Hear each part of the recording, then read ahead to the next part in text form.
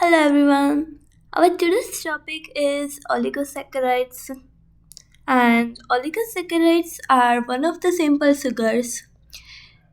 So before we go and learn anything about oligosaccharides, let me define one thing.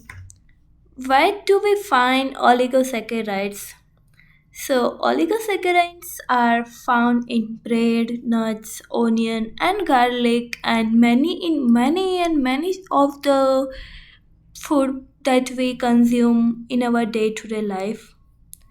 So let's first separate oligo and saccharide and understand what it is exactly. So oligo means few and saccharides means sugar. So oligosaccharide is a chain of 2 to 10 sugars, and all of that sugars are connected with a covalent bonds. We give specific name to this covalent bond that's called glycosidic bond. And when the glycosidic bond is made, water molecule is released. And when the glycosidic bond is getting broken, we must add the water molecule. Let's understand with the example. As I told earlier, oligosaccharide is made by 2 to 10 monosaccharides, and it is made oligosaccharide is having glycosidic bonds between two monosaccharides inside it. So let's understand with the original example. Our first oligosaccharide, that's a maltose. Maltose is made when two glucose molecules do reaction and joined with each other by a glycosidic bond. So let's understand how it works. So my first reactant, that's alpha D glucose, and the second one, that's a beta D glucose. So here is the cyclic structure of my glucose molecule, and here like 6 carbons of our glucose, and here you all can see that OH group on the first carbon is facing downwards. That means it is labeled as alpha D glucose. And here in the another structure you can see that the OH group on the first carbon is facing upwards. That's called beta position, beta location, beta D glucose. So when these two molecules of glucose react, it releases one molecule of water, and that's called condensation process. During this process, maltase enzyme is used, and as a result of that condensation process,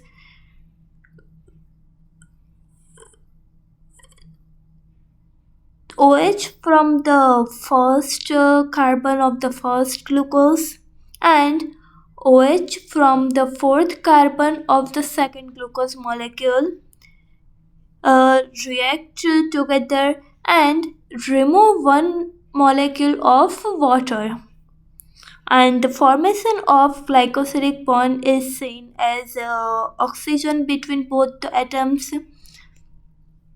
So our product that's called maltose, and we can give maltose another name that's called malt.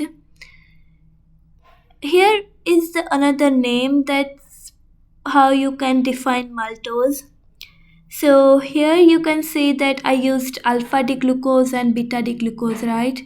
So I am just naming my product by the reactant that were used inside it. So here is my alpha D glucopyranosyl, and you can see that there is a glycosidic bond between first carbon of the first glucose and fourth carbon of the second glucose molecule. So I have it here as a 1 to 4, and here is my another glucopyranose, so that's a D glucopyranose. So let's understand another oligosaccharide that's called sucrose. So, sucrose is made from one glucose molecule and one fructose molecule. Here I have used alpha D glucose and beta D glucose.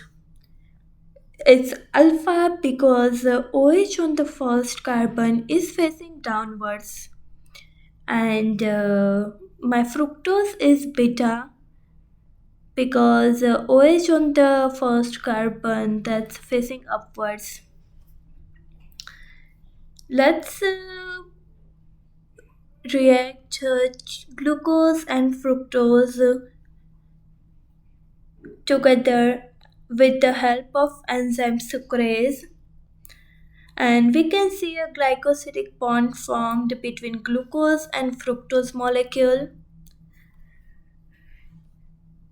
And if we give sucrose another name from the reactant that were used in starting, so we used alpha D glucose and beta D fructose. So glucose alpha, and here you see number 1, 2, that are the number in between our glycosidic bond form. So let me explain again. So here in this sucrose molecule, you see a carbon 1. So OH from the carbon 1 is removed, and OH from and the hydrogen from the carbon 2 is reacting with it. So it's carbon 1 and 2 are reacting in the reaction, and we get the product as glucose alpha 1 2 beta fructose. And our sucrose is found in all the sugars. So if we eat donut outside, or if we consume any type of sugar, we are having sucrose into our body. Our third type of oligosaccharide, that's called lactose. So how lactose is made? So lactose is made by beta galactosides plus beta glucose. Here is my structure for beta galactosides. It's a galactose because I have my OH on the upper side of my ring structure. That's a structure of galactose, and it's called beta because OH group on the first carbon that's facing upward side. And here is my structure of beta glucose. It is beta because OH on my first carbon is facing upwards, and this is the structure of a glucose cyclic structure because the OH on the third carbon is facing upwards. So let's react beta galactose and beta glucose together, and with the reaction of condensation, water molecule is released by making a glycosidic bond between glucose and galactose.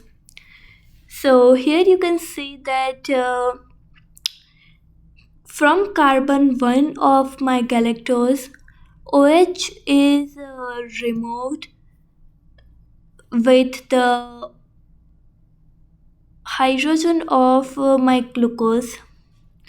So that will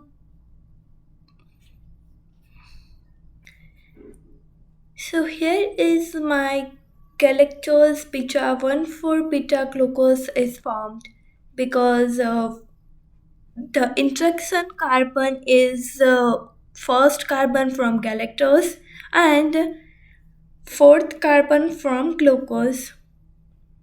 And as you have ever known that our milk is the main source of lactose,